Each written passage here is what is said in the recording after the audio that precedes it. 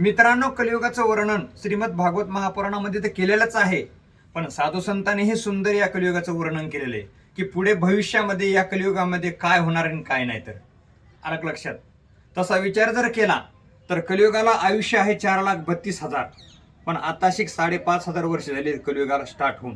तर एवढा हाहाकार आहे, आणखी तर भरपूर आयुष्य कलियुगाला जगायचंय. मग किती अत्याचार होईल या कलियुगामध्ये, याचं वर्णन साधू संतांनी केलेलं सुंदरपैकी. कारण संतांचे शब्द कधीच चुकीचे ठरणार नाही, ते विधिलिखित आहेत.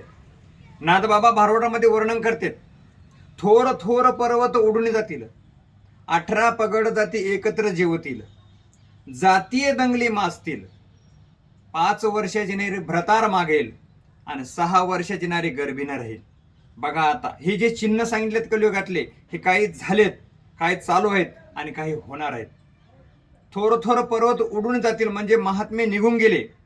18 पगड जाती सध्या एकत्र जेवतात.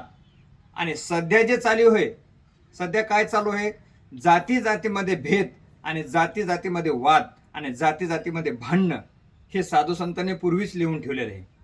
आता राहिले 2 चिन्ह. 5 वर्षाची नारी म्हणजे 5 वर्षाची मुलगी, मुलगा भ्रतार मागेल आणि 6व्या वर्षी नारी गर्भिणी राहील. हे 2 चिन्ह राहिलेत महाराज. म्हणून प्रत्येकाने विचार करा, जीवन कसं जगायचं.